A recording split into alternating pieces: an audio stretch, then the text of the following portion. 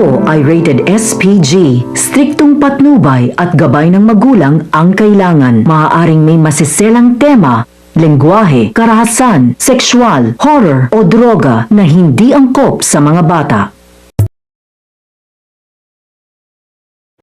Magandang araw! Welcome back sa aking channel. Advance episode ng Abot Kamay na Pangarap.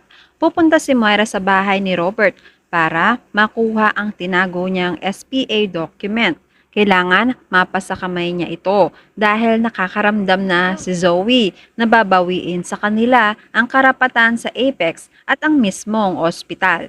Pag nagkataon, mapupunta sa wala ang mga pinaghirapan nilang panloloko kay Doc RJ. Mas lalo pang maghihirap si Moira dahil unti-unti nang mauubos ang yaman niya. Pagdating ni Moira sa bahay, nakaban siya dito. Malakas ang loob ni Moira dahil nalaman niyang wala naman si Robert dito.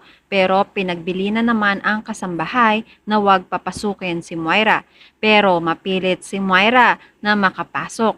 Kahit pinipigilan siya ng kasambahay, itutulak ni Moira ang kasambahay para makapanhik siya sa kwarto. Desperada na siyang makuha ang SPA. Tatawag naman si Zoe kay Moira para ipaalam na pupunta rin si Giselle sa bahay ng daddy niya dahil nabalitaan nito na pupunta si Moira sa bahay ni Robert. Sigurado kasi si Giselle na ang pakay ng pagpunta ni Moira dito ay ang makuha ang SPA para mapasakamay pa rin niya ang Apex. Magmamadali si Moira. Magmamadali rin si Giselle na makarating sa bahay ni Robert. Galit na galit siya. Makukuha na nga ni Moira ang SPA sa kwarto. Hawak na niya ito at dali-dali siyang lalabas para makatakas. Pipigilan siya ng kasambahay na makaalis at ang gusto niyang makuha muna kung anong manang bagay na kinuha ni Moira. Itutulak ni Moira ang kasambahay hanggang sa matumba ito. Pero matapang rin ang kasambahay. Mahahagip at mahahawakan niya ang paa ni Moira para pigilan na makalabas. Magtatalo sila at galit na galit si Moira. Maya-maya ay susulpot na si Giselle. Hindi makakatakas ang isang magnanakaw ang sabi ni Giselle. Gulat na gulat si Moira. Inabutan na siya ni Giselle at hindi na niya alam kung paano pa niya maitatakas ang SPA.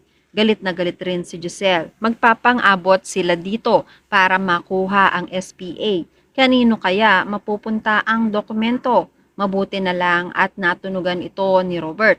Uuwi rin siya agad-agad para pigilan ang plano ni Moira na makuha ang SPA. Hindi na makakatakas pa si Moira. At yan ang mga pakakaabangan natin sa Abot Kamay na Pangarap. Kung gusto nyo ng mga ganitong klase ng video, please like this video and please subscribe to my channel. At pakihit mo na rin ang notification bell para ma-update ka kung meron tayong mga bagong uploads. Maraming salamat sa inyong panonood. Paalam!